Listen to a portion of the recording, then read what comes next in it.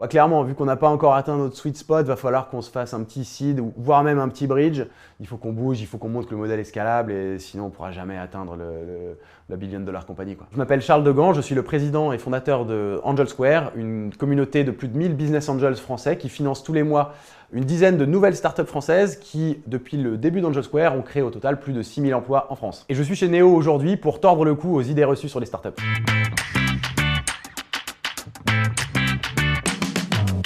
On définit une startup aussi par sa capacité à croître rapidement. Et souvent, pour croître rapidement, il faut lever des fonds pour pouvoir investir et donc embaucher plus rapidement et faire croître son activité plus rapidement. Ce qui souvent sous-entend que la startup va être non rentable et va cramer ce qu'on appelle cramer du cash, quoi. Pour qu'une startup soit saine, et les startups que nous chez Angel Square on préfère, il faut que cette période de non rentabilité et de cash qui va brûler soit la plus courte possible pour arriver à une rentabilité proche, quoi.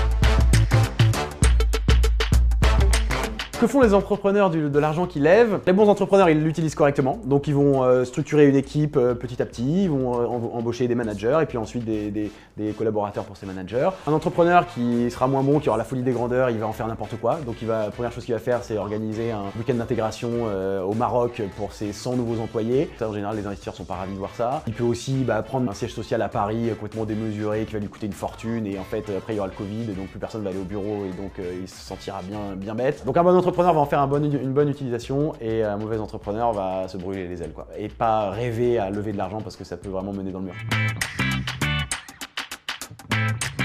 Le monde des startups, de fait, est un petit peu bisounours. C'est le monde est beau, le monde est gentil, machin. Quand on creuse un peu le vernis, on voit que c'est pas si gentil que ça. C'est comme quand on voit sur les campus des énormes startups américaines, Facebook, Twitch, etc. Où les gens ont l'air d'être heureux au bureau, ils ont l'impression d'être libres, mais en fait, ils bossent plus que personne dans le monde.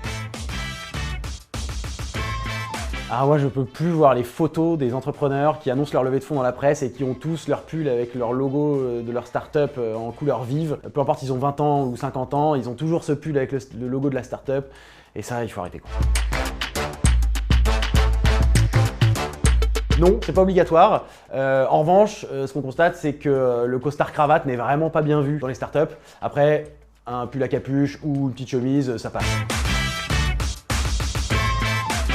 Les startups sont un monde assez jeune, objectivement, où le jeunisme règne, qui est parfois un petit peu gênant parce que les jeunes, par définition, n'ont pas d'expérience et souvent les entrepreneurs qui vont dans le mur, ils vont parce qu'ils manquent d'expérience. Les bonnes startups, souvent, s'entourent de gens un peu plus expérimentés. Mais globalement, c'est vrai qu'il y a peu de gens de plus de 45-50 ans, même dans les plus grosses startups, quoi. Oui, sur certaines ont lieu sur des poufs, certaines ont lieu autour d'une pause cigarette, dans le métro, autour d'un petit match de FIFA. Ouais, ça existe, ouais. Il y a beaucoup de termes très spécifiques à l'écosystème startup. Par exemple, je vais vous parler de la scalabilité d'un business model de marketplace. Ça veut dire la capacité d'un business à croître rapidement sans investir trop d'argent. Marketplace, en fait, ça veut dire place de marché. Il y a beaucoup de termes comme ça qui se sont imposés dans la vie de tous les jours des start-upers. Mais on essaye, chez Angel Square, c'est pas facile, mais on essaye de mettre notre pierre à l'édifice et d'essayer de franciser un peu tout ça. Clairement, vu qu'on n'a pas encore atteint notre sweet spot, va falloir qu'on se fasse un petit seed, voire même un petit bridge, pour pouvoir enfin embaucher un CTO, parce que là, c'est pas possible, le produit n'est pas à jour et on a besoin de... Il y a toute la compétition qui vient de lever énormément, donc il faut qu'on bouge, il faut qu'on montre que le modèle est scalable et sinon on ne pourra jamais atteindre la billion dollar compagnie, quoi.